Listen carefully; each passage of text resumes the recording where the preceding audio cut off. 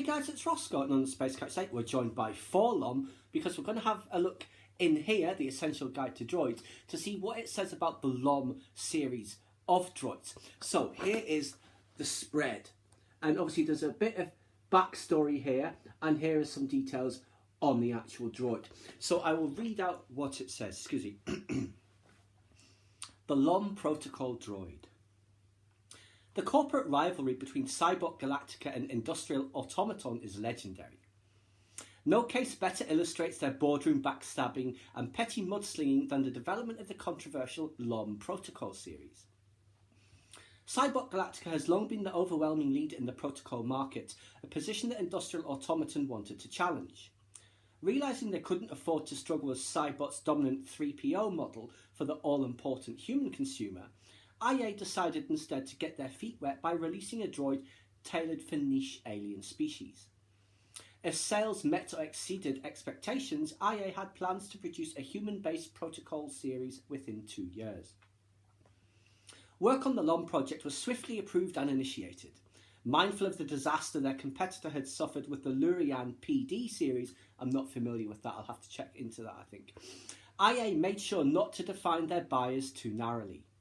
Their target market encompassed most insectoid aliens such as the Brizit, the Verpine, Zydek and Yamri, and the LOM's features were sculpted to look generically insect-like to comfortably suit a wide range of species phenotypes. If things had stopped there, Cybot Galactica might have ignored the new product. But the LOM was a test bed for a future humanoid droid, and IA was determined to sink the 3PO by offering a comparable model for a better price.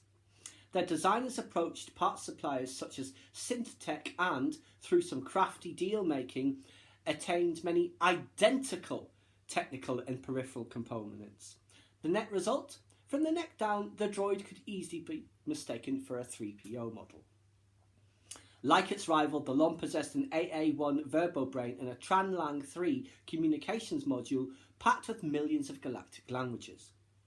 Despite the bulbous compound eyes, internal photoreceptor pickups were key to the human visual spectrum. The droids were as intelligent and cultured as 3POs, but seemed less jumpy and more prone to passivity and well-mannered altruism. Cybot Galactica was furious. The use of trademark hardware like the verbobrain enraged them even more than the obvious cosmetic duplications. Within a day, an army of their best copyright attorneys were on the case. A snarl of lawsuits followed, forcing IA to put their future protocol plans on hold. The LOM sold well in limited release, but then a second headache arose. The droid LOM, working as a valet aboard the cruise liner Kuwari Princess, suddenly became a master thief and one of the galaxy's most lethal bounty hunters. Cybot was quick to point fingers at IA's shoddy craftsmanship, while IA blamed the Kuwari Princess's shipboard computer for causing the mysterious programming glitch. Either way, it was a public relations fiasco and it effectively buried the LOM series. So, that's the history of the LOM series. Here we see some details on the actual droid itself. So, front view, the verbobrain housing vocabulator is this. And on the back as well, these parts here. Photoreceptors, obviously the eyes. The auditory sensors are those two dots there and there. Then the microwave emitter sensor is, where is it? Is, I think, the very bottom one there. And it has an olfactory sensor, but you can't really see that on here because on there, it's this line that you can see. Let's move him out the way.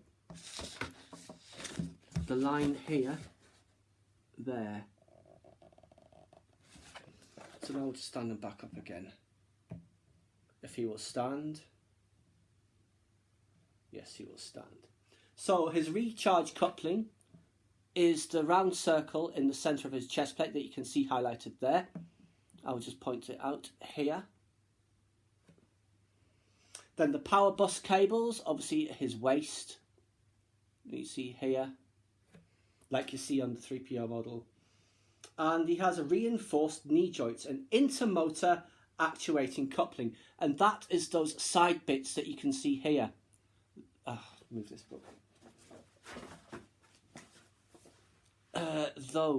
This, and this. So let's just see what it says on the back. Go back to page 26. It doesn't really have any other information about the back.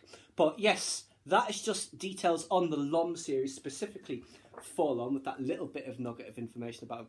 And I assume that that is still the case in the new canon, that he was working on a cruise ship, and then whatever happened, he decided he wanted to rob and kill people.